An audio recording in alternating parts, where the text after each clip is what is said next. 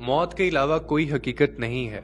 सुकून सिर्फ खुदा की ज़ात देती है। बहुत सारे लोगों की जिंदगियों में राहत पहुंचाना और उनके चेहरे पर मुस्कुराहट बखेरना ही असल जिंदगी है। दुनिया की मशहूर तरीन फैशन डिजाइनर क्रिस्टा रॉड्रिगेज ने कैंसर के मर्ज में मुब्तला होने के बाद एक तहरीर लिखी।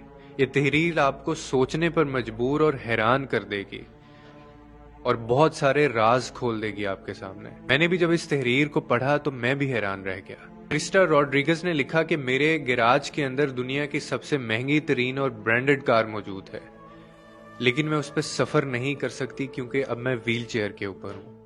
फिर वो आगे कहती हैं कि मेरा घर शायद दुनिया के कीमती तरीन घरों में आता है, जिसके अंदर डिजाइन, कपड़े, जूते, हर तरह की फैसिलिटी मौजूद है, लेकिन अब मैं हॉस्पिटल के फराहम करदा सूट के अंदर हूँ।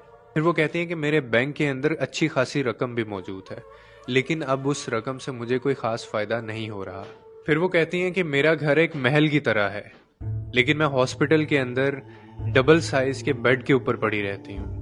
और फिर वो कहती हैं आगे कि मैं एक 5 स्टार होटल से दूसरे 5 स्टार होटल में जा सकती हूँ, लेकिन अब मैं हॉस्पिटल में एक लैब से दूसरे लैब में सफर करती रहती हूँ। मैंने सैकड़ों लोगों को ऑटोग्राफ दिया है, लेकिन आज डॉक्टर का एक नोट मेरा ऑटोग्राफ बन के रह गया है।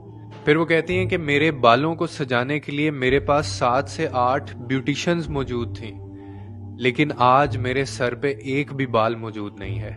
अपने पर्सनल जेट के अंदर मैं जहां चाहूं वहां सफर कर सकती हूँ, लेकिन अब हॉस्पिटल से उसके कॉरिडोर जाने तक मुझे 2 अफराद की मदद लेनी पड़ती है। और फिर वो कहती हैं कि मैं दुनिया की हर वो चीज खरीद सकती हूँ, खा सकती हूँ, लेकिन अब अस्पताल के अंदर मेरी खुराक सिर्फ 2 गोलियां और एक नमकीन पानी से ज्यादा कुछ नहीं है। ये घर, ये फर्नीचर, ये पैसा, ये दौलत, ये गाड़ियां, ये ब्रांड्स, ये सूट, ये डिजाइन और शोहरत, इनमें से कोई भी मेरे काम ना आ सका। इसीलिए बहुत सारे लोगों की जिंदगी में राहत और उनके चेहरों पर मुस्कुराहट बखेरना ही असल जिंदगी है। और बेशक आपकी जिंदगी में जितनी मर्जी आसाइशें और जितना मर्जी कुछ आ जाए, लेकिन अगर वो आपके नसीब में नहीं है, अल्लाह ने आपके नसीब में नहीं लिखा, वो आपको नहीं मिल सकता। आपका होकर भी आपको नहीं मिलेगा। और इसीलिए हमेशा दुआ अपनी सेहत की किया करें, हमेशा दुआ अपने नसीब की किया करें कि जो चीज़ें आपको मिली हैं, जो खुशियां आपको मिली हैं, अल्लाह ताला वो आपको नसीब भी करे, आपको वो खुशियां मनाना नसीब भी करे। आपको याद होगा कि पुराने ज़माने में सबसे बड़ी दुआ यही दी जाती थी कि अगर हमें खुशी कोई भी मिलती थी तो हमें कहा जाता था कि अल्लाह ताला ये खुशी तुम्हारे नसीब में करे। आज मैं ये तहरीर पढ़कर समझा हूँ कि खुशियां तो हमारी जिंदगी में होती हैं, लेकिन हमारे नसीब में नहीं होती। इसीलिए हमें क्यों ये दुआ मांगनी चाहिए।